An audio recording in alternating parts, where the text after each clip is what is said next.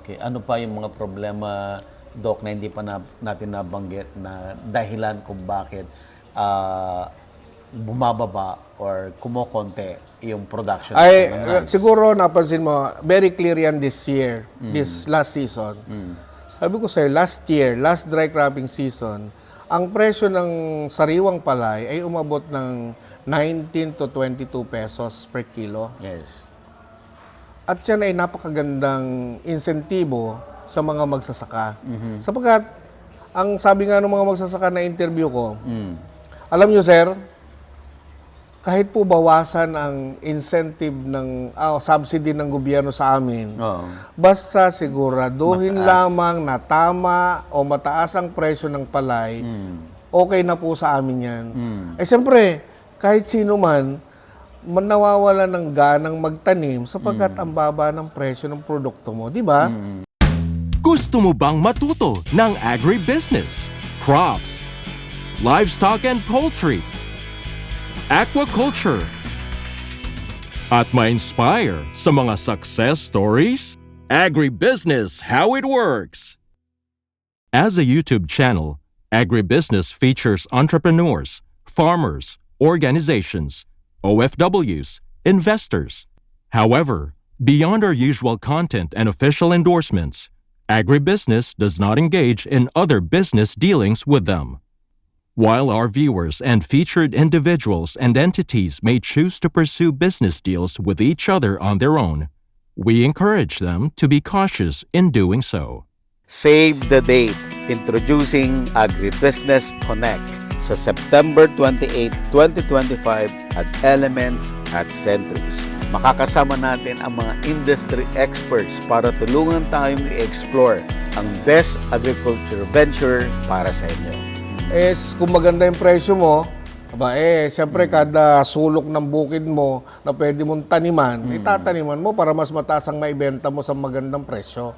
Yan ang kailangan. Pero magandang balita yan sapagkat recently narinig ko na ang sinasabi ng ating presidente ay pinag-aaralan na daw ng DA na maglagay ng floor price o yung buying price sa palay. Oh, I see. Alam mo, ang tagal-tagal na naming sinasuggest yan. Okay. Sapagkat sabi ko nga, bakit ka ako ang laging binibigyan natin ng punto, yung mga consumer, na pag tumaas, yung presyo ng bigas. Pag tumaas yung presyo ng bigas, lahat na lang ay yun ang sinasabi. Kahit nga yung mga nagbablog kahit nga yung mga radio program of TV, laging yun ang dinidiscuss, yung tumaas ang presyo ng bigas ng 50 sentabo, ng ilang piso kada kilo. Bakit pag bumaba ang presyo ng palay, hindi man lang binibigyan ng importansya? Okay. So, yun ang isang dapat bigyan din ng kasagutan o ng solusyon ng ating gobyerno na talagang ma-implement na yung floor price o buying price ng palay sa mga magsasaka na huwag malulugi yung mga magsasaka sa kanyang pagtatanim ng palay. Assured ang kanyang income kung maganda yung presyo ng kanyang produce. Sir, ano ang ideal na base floor price? Ako, bilang magsasaka, bilang sa aking mga naranasan sabi ko nga, using hybrid rice, at may kaunting support ang Department of Agriculture sa seeds, sa fertilizer, and others, yung sariwang palay, kung mabibili lang sa amin ng 18 to 19 pesos kada kilo, masaya na kami. Kita na yun, Kita sir. na yun. Basta hybrid ang gagamitin mo, hybrid rice. Kasi yun ang magbibigay sa'yo ng magandang ani. Ng madami. Yes, ng madaming ani. Sir, paano natin ibabalanse yon kung kailangan natin dapat mataas ang presyo ng palay na bibilin sa farmer, pero ang bumibili naman ng bigas gusto mababa, paano natin ibabalanse yan? Hindi, may naman yan Meron talagang basihan yan na kung ang presyo ng palay mo ay, halimbawa, natuyo mo yung palay, binili ang palay ng 22, i-times 2 mo, dapat huwag tataas doon yung presyo ng bigas. So, Ibig sabihin, 44. 44. Bakit ang presyo ng bigas sa palengke ay umabot na 50? Ibig sabihin, yung presyo ng palay na yun, tama, pero masyado naman dinadagdagan yung presyo ng bigas. Okay.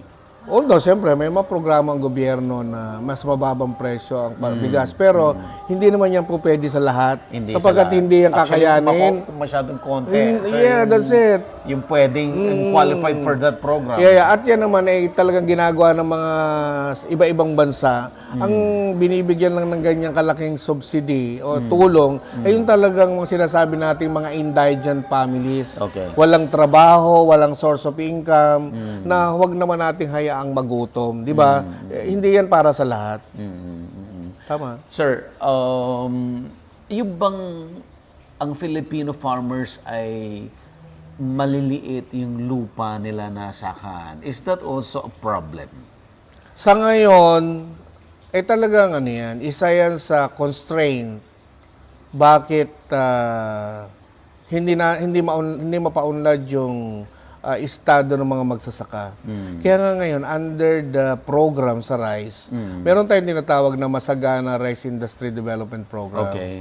Na kung saan, ang approach ngayon ng Department of Agriculture in partnership with the other agencies or industry stakeholders, Okay. cluster of farmers na ang approach ngayon. Ibig sabihin, si individual farmer na merong patubig ang kanyang lupain, ito yung nasa mga areas ng National Irrigation Systems, Okay. nasa areas ng Communal Irrigation Systems na hinahawakan niya ng National Irrigation Administration. Ginagawa natin na in one irrigation system, sabihin natin, na makakabuo ka ng 100 hectares, yun ay gagawin nating isang cluster. Okay. Ibig sabihin, yung isang cluster, doon nakapokus yung lahat ng tulong ng gobyerno, whether it is binhi, fertilizer, mechanization, post-harvest facilities, hanggang marketing, doon nakapokus ang programa. So, bakit clustering? Sige, sir. Kailangan nating maturuan ng mga magsasaka ng sinasabing complete value chain approach. Okay. Na kung saan, from production to buyback ng produce, to processing, to marketing, sila na ang maghahawak. Ibig sabihin, yung kikitain mo doon sa lahat ng aspeto ng pagproseso hanggang sa marketing ng finished product o yung rice, ang tubo sa mga magsasaka. Okay. Kaya yung cluster, ultimately, i-convert mo into cooperative para naman meron silang legal property na pwede rin sila maka-avail ng credit support from Land Bank, from DBP, and all those things. Sir, itong sinasabi mo na the whole value chain na mapupunta doon sa farmer, asang stage na po tayo niya? Meron ng mga kooperatiba or clusters. Kasi yung clusters, sabi ko nga kanina sa'yo, whether it is irrigators associations, Okay. farmers associations, or cooperative na. So, may iba-ibang estado na sila ngayon. Okay. So, meron ng mga clusters o cooperative na kumpleto na yung kanilang, kumbaga meron na silang complete value chain approach. Okay. Production to marketing na ng Okay. finished product. Nabanggit ko nga doon sa ating mga kasamahan na meron tayong mga model cooperatives na o cluster na in the country. Meron na. Like nga yung sa Tabacao, Talavera, Nueva Ecija. Yeah. Na kumpleto na talaga yung kanilang clustering approach. Isipin mo, yung mga magsasaka na miyembro ng kooperatiba, wala na silang problema. Yung binhi na gagamitin nila, doon na nila kukuhanin sa kanilang cluster o sa cooperative. Okay. Yung fertilizer, yung other pesticides na gagamitin sa pest and disease management. Tapos yung market sigurado na dahil binibili ng co-op, ng cluster, yung produce ng kanilang miyembro na minsan mataas pa ng piso kaysa sa existing commercial palay price. Tapos, sila na din ang nagpa-process. And then, meron na silang 3 brands ng rice Okay. na meron na rin silang market. Branded na. sila. Okay. So, ibig sabihin, pag branded, nakikilala ka na. At ang maganda doon, pag sinabi mong galing sa kanila, yung kalidad ng binhi ay nami-maintain. Dahil pumipili sila ng 2 to 3 varieties na naaangkop sa kanilang lugar. Okay. Maganda ang kalidad na accepted ng market. Di ba yun ang gusto natin? Kung ano ang gusto ng merkado, di yun Yun na ibigay i-produce, mo. ibigay mo. Yes. At ang kailangan lang naman para ma-maintain mo yung market, i-sustain mo yung kalidad ng produkto mo. At magagawa mo yan sa contract farming procedure na ginagawa ng cooperative o ng private sector na magmula sa seeds na itatanim hanggang sa mga inputs na gagamitin, sa processing hanggang marketing, puro yung bigas na mabibili ni consumer.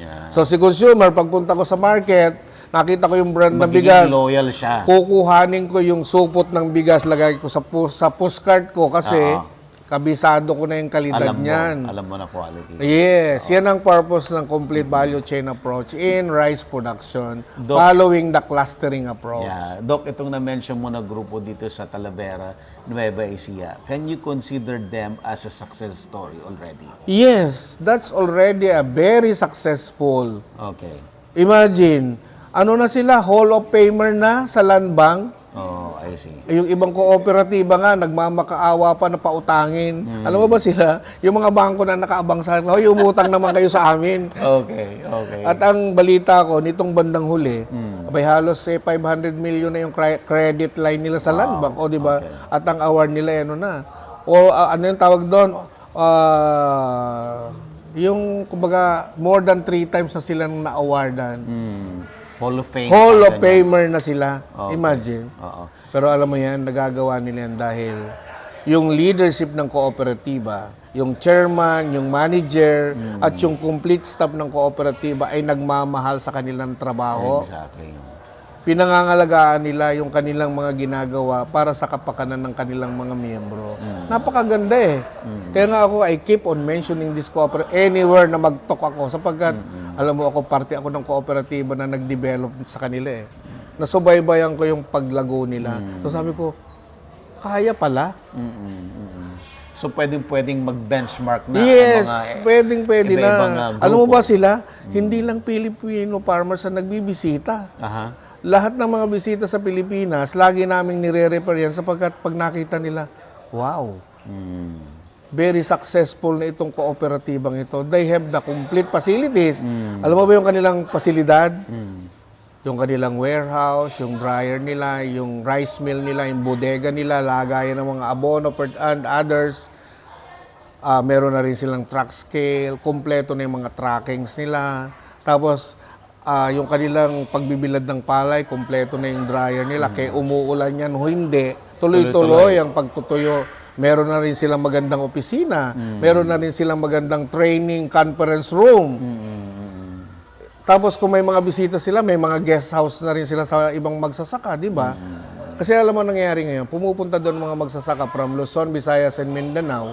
At from other countries, minsan nag-o-observe sila 3 days, 1 week. So, kumikita rin yung kooperatiba doon sa kanilang guest house, di ba? So, napakaganda nung kanilang sistema. Doc, yung na-mention natin kanina ang National Irrigation Administration, ang NIA. At meron silang project na gusto na lang ilipat yung planting calendar na magko-concentrate doon sa dry season. Na yung dry season ay yun ang i-irrigate ng NIA para kasi nga given na mas malaki yung production. Sir, kumusta yun? And ginusto ba ng mga farmers yun? Well, yung sinasabi na yan, yung regular dry cropping season, ginagawa na naman natin yan eh. Okay. Lalong-lalo na doon sa mga may patubig, na kung saan talagang magandang inaani during the dry season. Dahil, siyempre,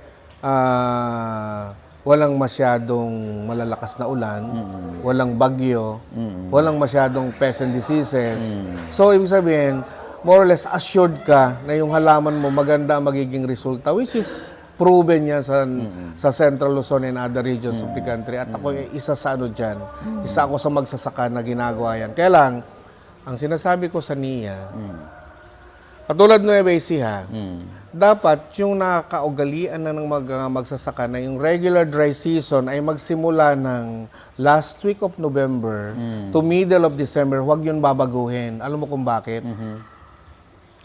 Kapag ginawa mong early dry season yan, halimbawa, nagtanim ka ng as early as October to hanggang middle of November. Pag namulaklak yung palay mo, matatapat yan sa panahon na taglamig at mabilis ang hangin. Di ba sa panahon ng January at February, mabilis ang hangin, malamig. yung iyong namumulaklak na palay na lilipad ng hangin yung mga similya, yung pollen grains, maraming nagiging ipa. Ibig sabihin, unfilled grains. Okay. Kapag maraming ipa, ibig sabihin, bababa ang ani mo. At yan ay napatunayan nila ngayong nakaraang dry cropping season sapagkat sinimulan nila ang early dry cropping season na nagtanim nga yung mga magsasaka sapagkat may tubig na eh. Kaya lang, matagal ko na yung sinasabi sa Region 2, lalo na sa Isabela. Sabi ko, bakit ang baba ng ani nyo sa dry season? Yun ang dahilan. Masyadong maaga ang dry season, napaaga naman. At sabi ko nga, bakit ayaw nyong i-adjust ng konti just like in Cagayan, just like in Nueva Ecija? Na talagang pag you plant during the regular dry cropping season, which is late November to December, aba, ay yung mga magsasaka, ay umaani talaga yun ng mahigit na 8 metric tons sa hybrid during the dry season. Pero dahil doon sa early dry, may isang munisipyo sa Nueva Ecija na noong 2024, dry season, umaani ang munisipyong yan ng average na 8.5 metric tons. Because of that early dry na nagtanim as early as October, bumagsak ang kanilang production ng 6.7 metric tons lamang isang hektarya. Okay. So may ano na to, may adjustment Meron na. for this. Oo. So, binanggit ko na yun sa kanila na dapat huwag baguhin yung regular dry na subok na natin sa mahabang panahon. Okay. Ang kailangan lang na, which is a good program, yung double dry, immediately after harvesting the regular dry cropping season, magtatanim ka ulit. Agad. At magagawa mo yan sapagkat may May tubig. tubig. Hindi natin yan nagagawa in the past because 2 weeks before harvesting ng regular dry, pinuputol na ang tubig. So, paano kung magtatanim ng double dry? So, ngayon, with the convergence effort ng NIA at ng DA, ng LGU at ng mga farmers organization, kaya na natin gawin. But of course, it will take time bago lahat ng mga magsasaka sa irrigated areas ay sumunod dito. Kasi malamang magsasaka, to see is to believe. Yes, totoo yan. Doc, dahil nandito tayo sa Vietnam, okay, namasyal tayo sa mga rice field, etc. Doc, ano ang masasabi mo ba na mas magaling ang mga taga-Vietnam o mas magagaling tayong Filipino farmers? Alam mo, doon ibabase ko yan doon sa nakita natin, ha? Sa nakita lang natin? Sa nakita lang natin. Doon sa standing crops na pinakita sa atin.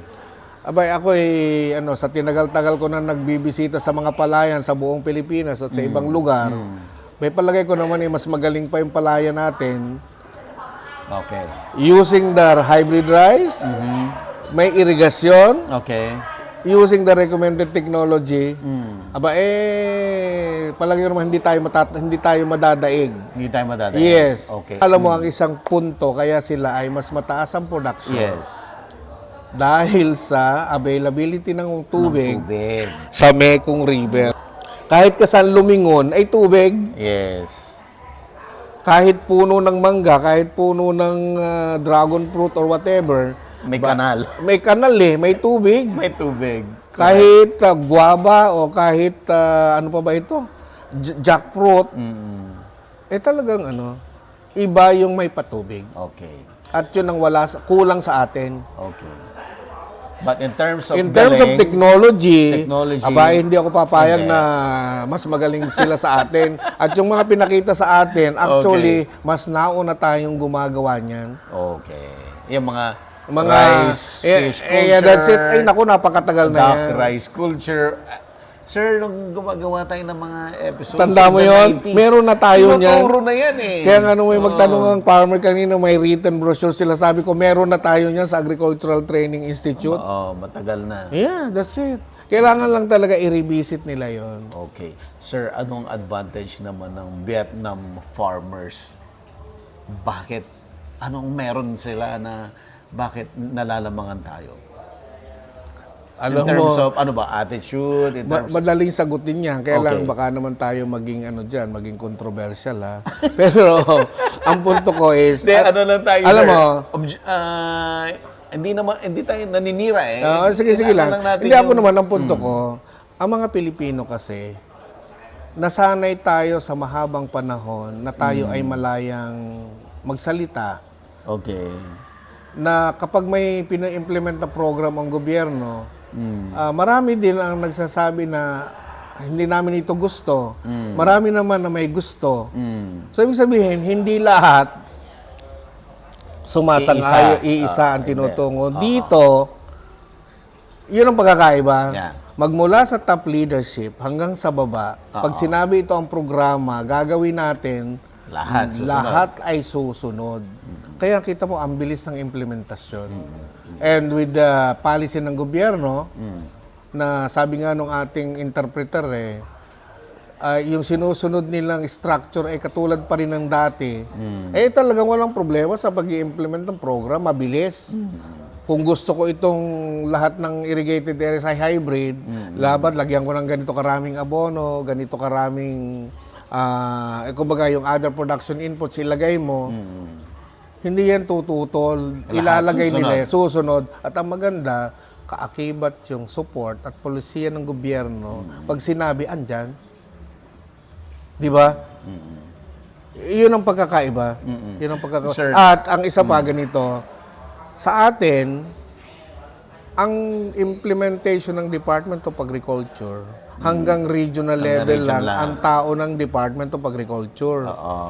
Ibig sabihin, ang tao sa mga provincial level, ang tao sa municipal level, hindi na yan tao ng Department of Agriculture dahil dinivolve na yan sa local government units. At paano mo uutusan yung provincial agriculturist o municipal agriculturist? Hindi mo naman tauhan yun. So, kailangan maganda ang rapport mo doon, ang relationship mo sa kanila para sumunod sa ating programa. So, paano yan, sir? At yan ang sinasabi ko nga na dapat patatagin yung convergence efforts ngayon na lahat ng ahensya ng gobyerno, from the national to the region to the provincial to the municipal or city government, nakasuporta tayo doon sa pagpaparami ng bigas sa Pilipinas. At ibigay natin ang karampatang support, karampatang pulisiya para naman si magsasaka ay ganahang mag-produce ng maraming palay para sa mga Pilipino. Di ba? At sir, yan na yung sinasabi ko na complete value chain approach. Yes. Sir, paano natin pasusunurin ang city, ang provincial, ang municipal LGUs na gawin ang directive from the national or from the Department of Agriculture? Hindi, ang initial move dyan ng Department of Agriculture with NIA and of course with the Department of Agriculture, dapat magkaroon sila ng memorandum of agreement with the local government units. Kasi so, isa-isa? Talagang medyo, hindi, meron naman tayong sinasabing League of Municipal Mayors or Municipal Government. Meron din tayong League of Provincial di doon makipag memorandum of agreement ng Department of Agriculture para kung ano yung programa ng Department of Agriculture, alam ni Governor, at nakalagay sa agreement ano yung kanilang parte sa program implementation. Alam ni Mayor kung ano yung dapat niyang gagawin. So, hindi naman nangyayari na puro DA na lang ang inaasahan sa food production. Malaking role dyan ng local government units. So, napakaganda yun na paraan na magkasama-sama tayo from the national down to the municipal government for us to attain that level of rice self-sufficiency. Hopefully, by 2028, medyo malapit-lapit tayo doon sa pangarap na yon. Pero kung hindi ilalagay sa tamang perspective, walang tamang polisiya at support, medyo hindi pa ako kumbinsido na kaya yung ma-attain. Di ba? Okay, sir. May good news ka rin. Na-mention mo, meron din pala tayong export. Yan ang gusto ko namang ipagmalaki sa iyo. Okay, sige sir. Hindi yan na-mention lagi sa mga media, hindi yan nalalagi sa mga nagbablog. Ang Pilipinas, kahit sinasabi na tayo daw ang number 1 importer sa mundo, importer ng bigas, hindi nila alam na tayo ay exporter na rin. At yan ay inaalaw naman sa atin sapagkat ang ine-export natin ay high value, premium quality rice. So meron na rin tayong export ng brown rice, may export tayo ng premium white rice. May export din tayo ng heirloom rice. O, di ba? Pati heirloom. Yeah, meron. Yung mga nanggagaling sa Cordillera, nanggagaling sa Cotabato. Pero hindi nga lang ganun kalaki ang volume. Okay. Pero itong sinasabi ko sa yung premium quality white rice at saka brown rice, meron ng private sector na nag-e-export nito at ang kanilang approach is more of contract growing. Oh, Meron silang kontrata with I the see. farmers. Ito maganda nga eh. Kasi with the cluster, mas madali sa private sector to to produce this kind of rice dahil you are dealing with the cluster. Organized na yung mga hindi individual farmer. So itong export na to ay initiative of the private sector, sir. Of course, yes. Initiative to ng private sector and of course with the support of the national government dahil siyempre hindi ka naman makakapag-export kung hindi ka i-allow. So, mayroong support ang national government dito, Bureau of Land Industry and DTI and other organizations. Na-mention nyo, sir, na okay, because may cluster, mas madali, no? Yeah. So, ibig sabihin ba, the ordinary rice farmers, they know na yung tinatanim nila na nasa contract growing is for export? Yes, sinasabi yon. But of course, hindi naman lang for export yun. Okay. We also make sure Para sa atin na naman. yung bigas nun ay available din sa ating mga supermarket. Para makatikim naman tayo Aba, ng masarap. alangan namang yung masarap na bigas para lang sa mga foreigner. No, Okay, yan ay okay. available din sa mga Pilipino. Of course, ang ano lang doon, medyo magandang presyo. Okay. Pero assured ka naman ng quality. Marami naman sa ating kababayan naghahanap ng quality rice eh. Hindi nila sinasabi, ay mahal no, hindi. Basta masarap yan, subok ko na. Bumibili ako sapagkat hindi naman ganun karami ang kain natin ng kanin, di ba? Kakaunti na nga yung kain mo, hindi pa masarap. O, di ba? Sir, dahil high quality, Yeah. no, yung ina-export, yung farmers ba ay meron ding additional skills para mag-produce sila ng high quality rice? Or Hindi, ang maganda- alam na nila yan? Hindi, yun bago ka mag-start as contract producer, tinitrain ka na nung private sector o nung company. Papaano mo itatanim, papaano mo imamanage yung palayan na yan, hanggang maging ani. Hanggang anihin. At ang isa pa dyan, ang private sector, because they are conscious of the quality of their product, kailangan lagi na 100% na puro. Bago yan ipaani ng farmer na kasama yung contract grower, meron pa yung quality assurance. I-inspectan pa yan ng technician ng company o naalis na ba dyan yung mga mixture o yung halo para kung bumili ka ng bigas, puro. So kung sinabing mabango or malambot o masarap, dapat siguraduhin mo kasi nagbabayad ako ng tama, di ba? Which is happening for so many years already. Okay. Sir, so pag minil ni private sector to, ni private milling, ibig sabihin they're just milling one variety of rice?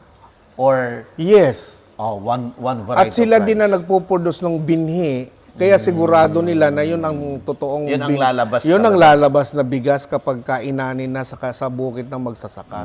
Kasi itong mga private sector, yung private sector, may kontrata din yun sa institutional market. Pag nagbago yung kalidad ng produkto mo, pwede kong i-terminate yung contract ko sa'yo. Di ba? So you have to protect your product. Na talagang premium yan, talagang first class.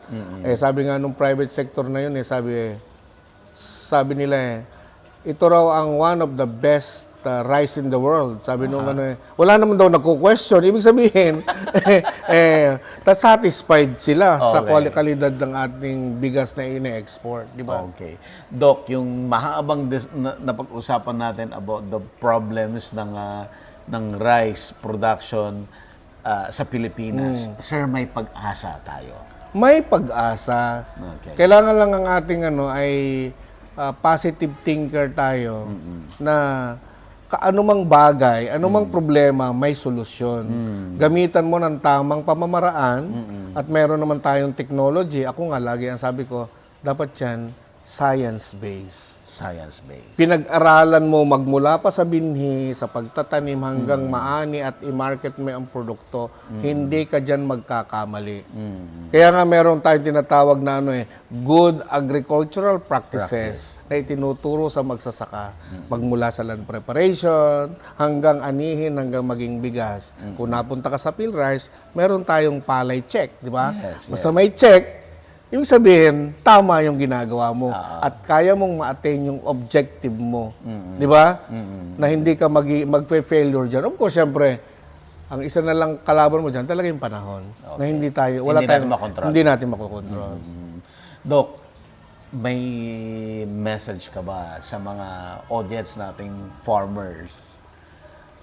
Well, doon sa mga magsasaka na gumagamit na ng teknolohiya na ito, siyempre maraming salamat sa kanila sapagkat sabi nga nila, sila yung bayani ng ating bayan na sila nagpapakain sa mga Pilipino. Pero doon po sa mga hindi pa na sumusubok nitong teknolohiya na ito, sana naman po gamitin nyo at sana makakontribute tayo sa pagpaparami ng pagkain ng bansa. Sapagkat yung pagkain ng isang pinaka-importante sa ating mga mamamayan na sa araw-araw may laman ng ating sikmura. At maging malusog ang ating mga mamamayan sa lahat ng sandali. At siyempre, maging maunlad naman yung ating mga magsasaka using the technology that we are promoting. And we are very confident of that. Kasi proven na yan pa sa mahigit na 2 dekada. At sabi ko nga sa iyo, hindi natin ma-attain yung 2 million hectares kung hindi yan nakikita ng mga magsasaka na maganda yung teknolohiya na ating pinalalawak sa Pilipinas. Kasi ang magsasaka, to see is to believe. Di ba? Yes, So again, I'm calling the attention of our magsasaka, our farmers nationwide, na kung hindi pa po nyo nasusubukan ng teknolohiya, magtingin-tingin po ko sa inyong palibot, tingnan nyo yung mga techno-demo, ano yung magandang variety para sa lugar nyo, sa wet season, sa dry season, at huwag po kayong mag-atubili na gamitin itong technology nito. Kasi ito po ay subok na. And sir, dahil since ikaw ay naging part ng government, consultant ka, at the same time, consultant ka rin ng private sector, ano naman po ang message nyo sa kanila? Well, sana tuloy-tuloy po ang kanilang programa sa pagpaparami ng palay sa Pilipinas. Kung ano po yung suporta na kailangan ng magsasaka, ibigay po natin sapagkat yan ang staple food ng mga Pilipino. At doon naman po sa private sector, sana naman po huwag nyo kakalimutan na huwag lamang yung kumpanya nyo ang kikita. Dapat lahat po ay kumita. Yes. Yung producer, yung processor, yung exporter, at huwag naman yung masyadong tataasan ng presyo ng bigas sa local sapagkat kapwa Pilipino natin ang magsusuporta dyan sa produkto nyo. Doc, thank you so much. Walang anuman at sana naman ay maraming makarinig dito sa ating pinag-usapan. Opo. At ako ay hindi tumitigil sa aking advokasya na matulungan ang ating mga magsasaka na umunlad naman ang kanilang pamumuhay. At sana naman konti na lang o ma-attain natin yung dami ng bigas na kinakailangan ng buong Pilipinas. And I am very positive of that. We can do it. Yes. Thank you po sa inyong lahat. Thank you, sir. Yeah, God bless. At dito pa kami sa Vietnam nagkita ni sir after nung gumagawa tayo ng mga series. doon Napakatagal sa na PhilRice. panahon yan, buddy. More than 30 years. sir. Yeah, imagine. Bagets ka pa doon. Kagagraduate ko pa lang noon, imagine. Hindi ko nga in-expect na makikita kita dito Thank you, sir. Okay. Thank you so much. Salamat din. Okay. Agribusiness merch is now available on Shopee and Lazada. Agribusiness, how it works. Instruct, inspire, succeed.